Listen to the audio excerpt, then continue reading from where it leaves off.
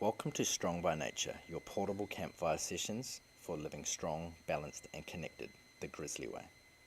Today, I want to talk about parenting, not in a here's the rules way, but how living in a more minimalist, natural life has shaped how we raise Sol. We don't get everything perfect, but we try to live by our values while keeping it real. So, lifestyle is obviously like a pretty important pillar for Belen and myself. Like we don't want to work ourselves into an early grave. We're not chasing fucking millionaire status. Like we're just trying to live a simple, minimal.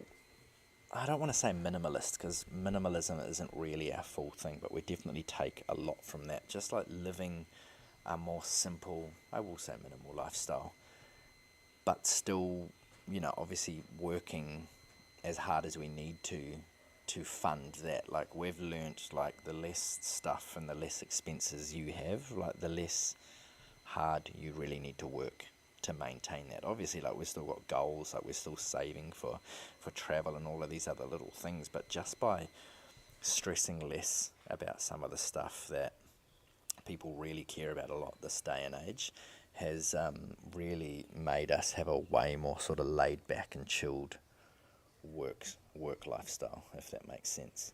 So that has really flowed on into how we parent, because Sol is such a chill kid, and so many people have made the comments that like chill parents have chill kids, and it's true, right? Like she used to get really upset when she was younger, when she was around people where she could, because kids I think they're very receptive to your energy.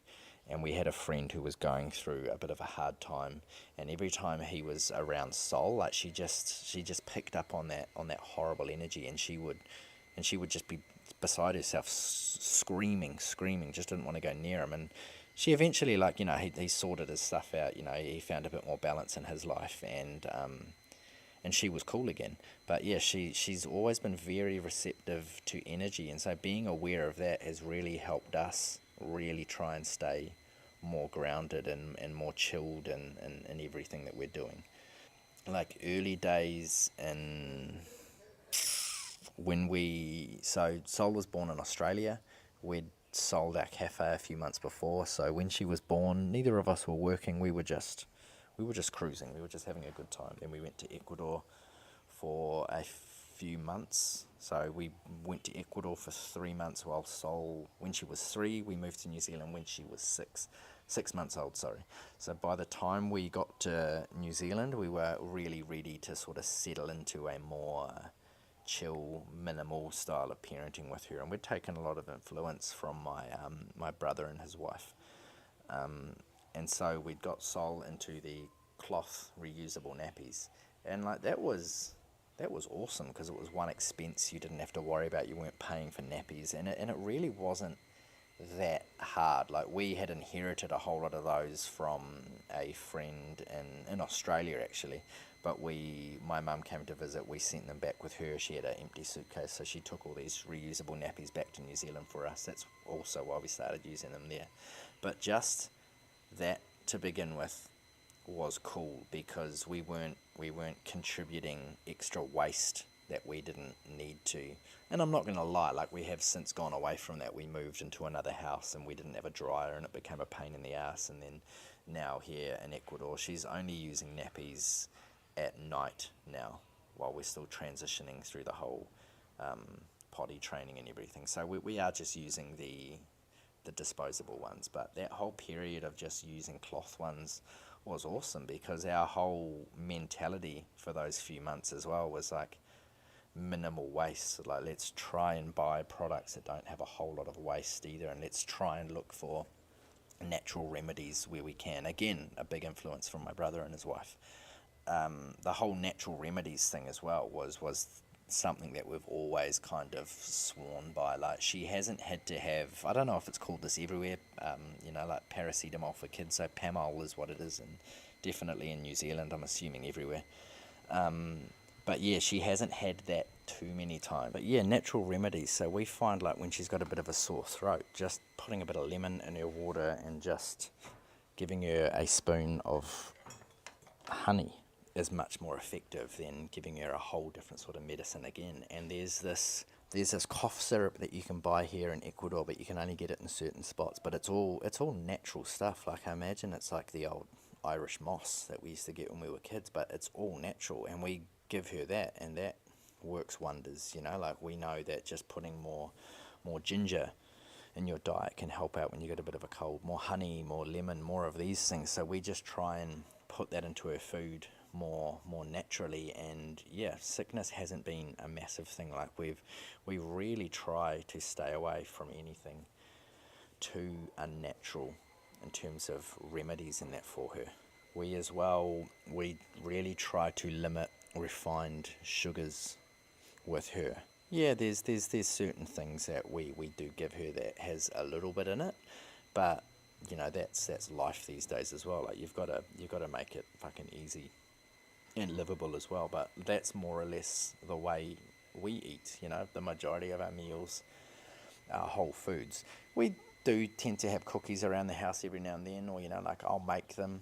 But any of the ones that we've bought, we try and get a lower sugar, lower ingredient version of that. But as well, like it's still got to taste nice. You get some of these zero sugar options and they taste like shit. So it's still got to taste nice. And then when we make cookies, yeah, I add sugar to it, but I add the sugar to it. I know how much sugar is in that. I've put it there myself, so I trust that a whole lot more. So yeah, we do still have things around the house, but we try to limit it. And I've spoken about this in the past as well in previous episodes. Like other family members are going to give her stuff. She's going to be given stuff at school. At some point she's gonna go and hang out at a friend's house for the day, and they are gonna give her stuff. Yeah, we've always tried to hang out with people like-minded, especially now that our child is involved. When we first moved back to Hamilton, we were making new friends, but we weren't fucking around too much with people that didn't have a lot of our similar sort of morals. If we were going to hang out with them and their kids as well, like we need to make sure that they're on a similar sort of wavelength to us. But still, on that, like people are still going to give her some of these treats. So, and as well, I don't want to completely deny her of that, because otherwise she's going to be this like fucking 11-year-old that has sugar for the first time and turns into an absolute psychopath, and like nobody wants that kid either.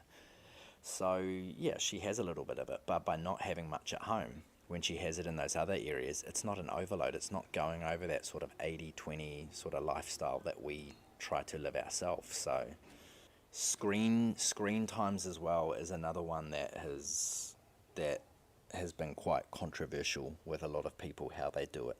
And the way we do it is it's fairly straightforward. I'm not saying it's right or it's wrong, but that's what's helped us have some sort of balance in our life. So again, leave your opinions in the comment. Like let's see what other people's thoughts are on this. Like for us, the world is going towards screens and technology. So if you have a kid that ends up at school and they don't know how to use that sort of stuff, there's potential for them to be sort of left behind, right? So they do, and they're going to figure that out anyway. Like Sol, just from seeing us do it before she'd even used a phone, knew that she could swipe things around with her finger at like a year old. Like it's impressive how quickly they pick that up and how quickly they play around with it.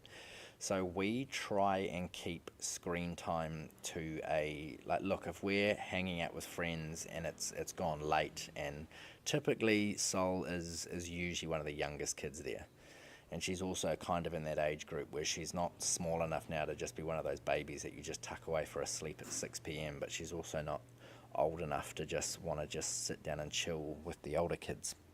So there gets to those points where she does become a little bit feral. So by giving her some slow-paced content to sit and watch, and we've recently found a few games, like gaming apps for kids that are more learning-based, that are again slow-paced. Like we've found that's been really good, because early on, like when we first like, shit, we're just going to have to give her the phone to look at right now, let's just put a video on YouTube and she can scroll through that.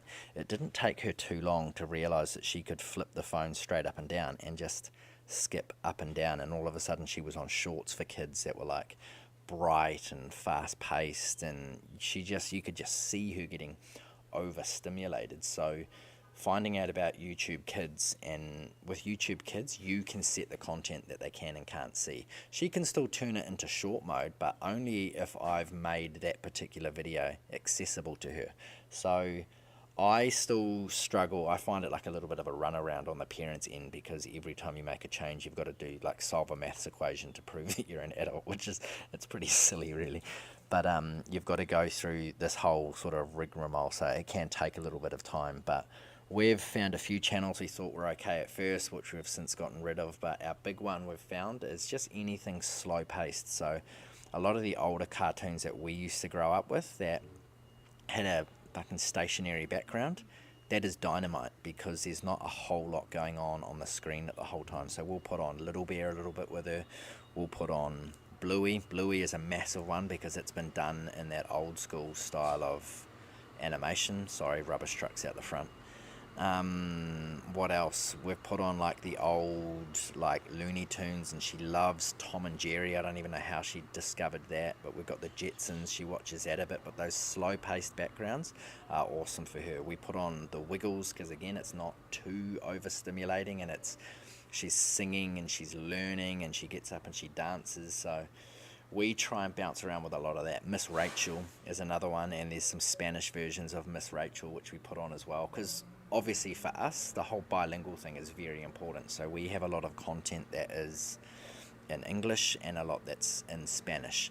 And then she's getting really into the Disney movies, so sometimes we'll just put a movie. She'll sit down and watch a movie while we sit at the computers working, or like we'll sit there next to her doing something. Sometimes we'll watch them with her, but again, those go on in English and Spanish depending on what she's into. But typically movies tend to be a lot slower paced as well, especially if you can get those older Disney movies as well. Those ones are dynamite for not being too overstimulating.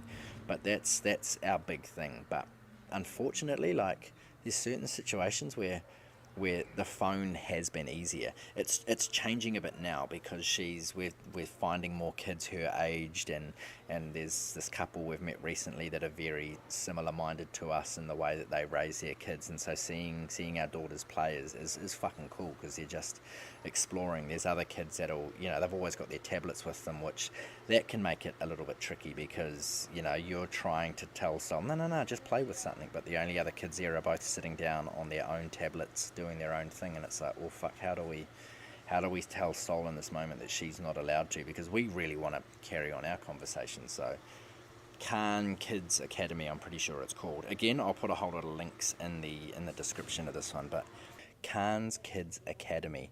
It's just a good learning app with simple, slow-paced games, and so she asks for that now. So there's times in the morning where I'm like, okay, sweet, like, she's got up, she's already in her little uniform and she's ready to go. It's me she's waiting for. I'm finishing breakfast, so I'll put it on, and she can, because at least she's gonna play. She's not just watching fucking content for the sake of watching. But yes, screen times isn't like, it's not a no-no for us, but it's definitely something that has to be managed, because there's as well times when she's tired and she's got the phone, and you try and take it off her, and it's like you've just told her that the world has blown up, like she just escalates like there's no tomorrow. And so that really, wifey's making coffee, so that'll be out here shortly. But that really tells you like the dangers, and how addictive, and how like the dopamine effect can be a massive struggle for these kids. But yeah, extended family and social life and sort of understanding all of that really comes into sort of our flow with how we parent as well, because like you have to be laid back with most things. Like, you have your morals and you have your ideas and how you want to do things, but there has to be an element of flexibility, because like both of Sol's grandmothers, like while we were in New Zealand, my mum exactly the same as Belen's mum is here now. Like, they do mean well. They're not going out of your way to destroy your kids' lives. Like, they also want to spoil their grandkids. So, and then with the cousins, family, social life, all of that, like, other people aren't going to be as strict as you, but you can't be a fuckwit about it either, because a little bit is not going to kill your child. So I think like some of our lifestyle choices as well have really just given Sol different values without completely isolating her. Like, you see that she does get in, and she gets involved and she hangs out with all the other kids. Like, there's no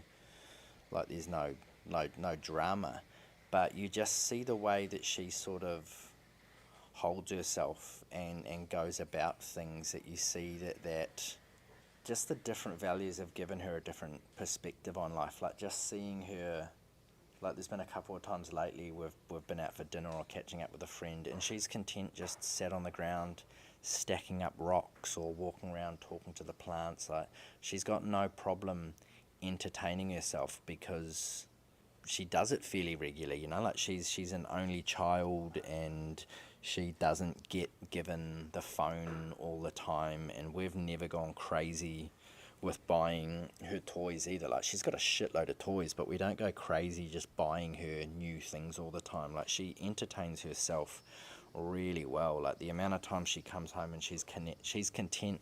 What was she doing last night? We were at a cafe, and she was just playing with the salt and pepper shakers off the tables and all of the sugar packets, and she was lining them up, and she was moving them around, and she was making ice creams for everybody with the pepper shakers, and passing them around. And you just watch them do that, and you're like, how fucking cool is that? Like, you see kids across the restaurant at the other table, like they just, as soon as they sit down, their parents just give them the phone. Like, their parents aren't giving them a choice to explore. They're not giving them an option to entertain themselves. So by sitting back and waiting until it's almost too late to give her the phone sometimes, I think has been a blessing in disguise, because she's so good at entertaining herself. She's so good at just flowing and doing her own thing. And I know, like, there's all the jokes about kids playing with rocks, but like, she's actually that fucking kid. Like, she's always playing with rocks. Like, if there's nothing else going on, like, she will find a rock to play with.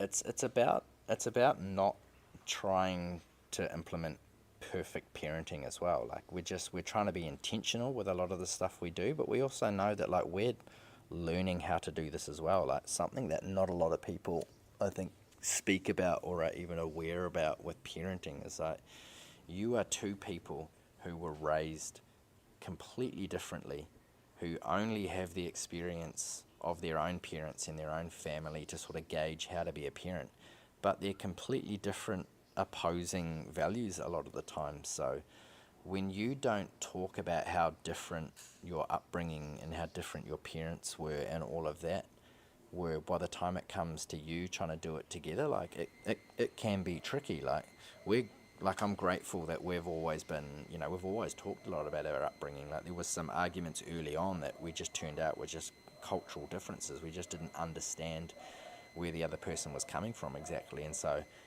parenting is like that, like, it's a lot of trial and error from stuff from Sol's upbringing. It's trial and error from Belen's upbringing, and from my upbringing, because we were raised in different ways, and we were raised by people who were raised in different ways, so it just flows on. So I just don't think a lot of people are aware about the fact that, like, with parenting, like, it's a discussion of coming together to figuring out something that you're not really taught how to do properly, and you're basing everything off somebody who was not taught how to do this shit properly either. And balance comes into it. Balance is a massive thing for us, like I said before, the natural remedies. Not always, but as often as we can, we'll go with the natural remedies. But there's a time and a place. So it's not always going to work.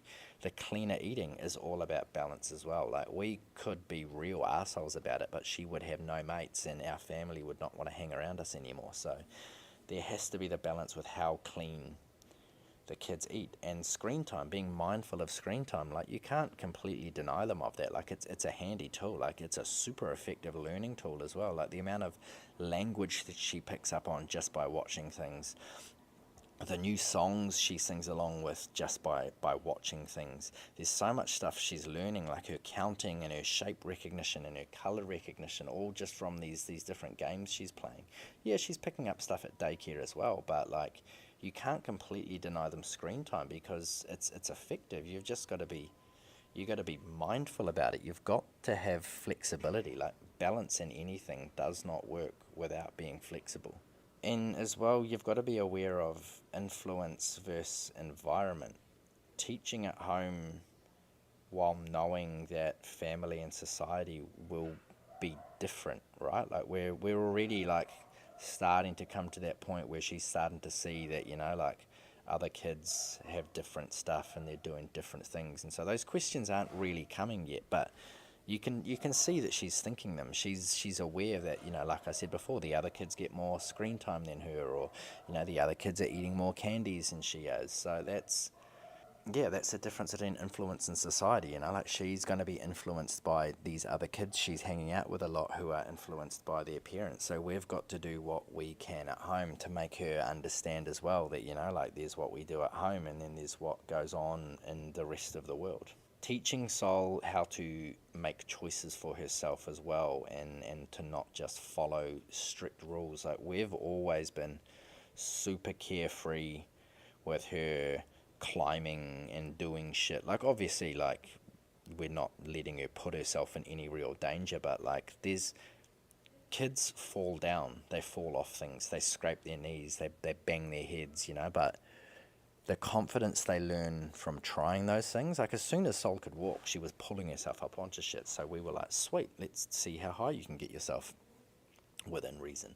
But like we had this, a house we were living at for a while had this cool climbing frame, and so she was climbing up that when she was only a year and a half old, and up this rock climbing wall, like I would guide her up it, give her the confidence, but once she figured out she could do it herself, she was all go. But man, did she eat shit a few times on that. Like she stacked big time. She's come down slides way too fast. She's tried to walk up slides while they were wet and stacked and fallen down. She's walked in the way of swings. She's tried to climb on swings herself. She's in and out of trees now, climbing up above my head height in trees now, and she's 3 years old, but she's got that confidence, she's got that ability. She understands her balance, she understands her strength in her body, she knows how high she can put her legs up to do things. Like she's got a really good grasp of that because we've let her experience that and figure that out for herself. Obviously we're not going to let her climb a fucking tower or fucking go near electric fences and shit like that. Like there's obviously definite rules. Like that fire is hot, you don't need to touch it yourself, you just need to be told that. So there's obviously definite like fucking rules that we do have in place, but we're very carefree with her trying things for the first time. And yeah, like I say, you see that big time, especially here where in Ecuador, where people aren't really doing that, and everybody's stressing out watching Sol do these things. And we've got a couple of friends here that are from the US, and they've raised their kids very similar to us, and they said the same thing. Like people are always stressing out watching their kids do things, and it's like, well, just watch them, see if they can do it, and if she falls, yeah, stress out then, but until she falls, I assume she's good. There's also like there's the cultural thing with us as well, and like we're not unique to that. Like there's plenty of multicultural couples and families out there, but that's been like a fun sort of element into our family. There's the bilingual thing, like my Spanish is definitely a work in progress, but having a child that is now learning the language as well, I'm kind of relearning a few of the basics that I've been getting wrong for a long time, and it's cool to have those conversations with her and bounce between the two languages, see what phrases she understands more in one language compared to the other, and hearing her pick up on our slang and pick up on our accents. It's been so funny lately because Lilo and Stitch has been the big movie here. But the way I say Stitch is very different to the way everybody else says Stitch, because I'm from New Zealand and we've got this fucking goofy accent. And so there was a time there where she was saying to me, no papa, no it's Stitch, it's Stitch. And that was cracking us up for a long time. But then, I would play on it and tease her, be like, no, it's Stitch. And she would correct her friends here saying it Stitch, she would, correct them to say it my way. So it's just been so funny seeing this multicultural, bilingual sort of thing flow through, and in everything that she's doing. Being too strict as well can backfire. It's backfired with us in a few times because she's like she's a chill, laid back kid, but she's She knows what she wants. And when you get a little bit too gnarly and too intensive stuff, like that fiery little Latina comes out and she makes you fucking pay for it. So you can't be too strict neither. You're the parent, like you have the ultimate say, but at the same time, like, you need to teach them flexibility. You need to be able to admit to your child when you got it a little bit wrong. Okay, no, you're right. I was being a little bit too harsh then. I'm sorry. They're going to appreciate that so much more than you just standing firm. No, I'm the parent. I'm right. I'm right. You need to do this. Blah blah blah. You can't be like that. You have to be able to be flexible. The main values that we really want her to carry on with is balance, curiosity, and respect for nature. Like that's a big thing that we're really seeing come out with her now, especially with the garden, like her seeing the consequences of like picking a flower off and what it looks like a few days later. And like she loves to touch the fruits that we got growing at the moment as well, but she also knows like you can't touch them too much, you can't squeeze them, you can't pull them, because then they don't grow anymore, and then you don't get to eat that. So her respect for nature, and her even her time in nature, and seeing animals, and you can see that she's just got this massive respect for it. She loves being in the forest. She was talking about it this morning actually. She was just playing hardball, didn't really want to wake up, and so I was just trying to bait her with different things to get her reaction. And Mama and Papa are going to go have ice cream, but if you want to sleep all day, you're not going to have ice cream. And she didn't budge to that. But as soon as I said, okay, if you're going to sleep all day, well, Mama and Papa are going to the forest and you're not going to come. And then she goes, okay, I'll come to the forest. So like her prioritizing that over having an ice cream was a pretty cool thing this morning. So my practical takeaways from this episode. So first thing, pick your battles. Like, decide what matters most. Just chill a little bit with the rest. Like for us, like in terms of like what she's eating, what matters the most is the food she's eating at home. So that is our priority, and that's why we can be a little bit chill with the rest. She's not eating a whole lot of shit at home. So if she has some shitty food while she's out of home, perfect. But while we're at home, we try and stay pretty strict with the meals. Yeah, sure, we have some treats at home as well, but at home is the priority. The types of content she's watching as well, right? Like, we have to pick and choose our battles. So okay, like, we're not going to completely deny her screen time, but we're going to be in control of as much as possible of what she's watching. Definitely while she's at home and using our tools, yeah, we're going to be in control of that. The other one, add some slow educational content. Check out things like Bluey and Little Bear and some of these slow-paced cartoons. Put on some of the old ones you used to watch with that stationary background, and just see the difference that has on them compared to them watching kids unpack their toys. And as well, the other one I want you to work on is bring your kids along. Let them be a part of cooking. Let them be a part of gardening. Let them be a part of the social life. Let them learn these things by being a part of it, right? Like, yeah, okay, like a lot of the times when Sol helps us out with stuff, like it slows us down. But she was helping me make pasta last night, so we didn't have quite enough pasta, so I just quickly knocked up just an extra thing of pasta.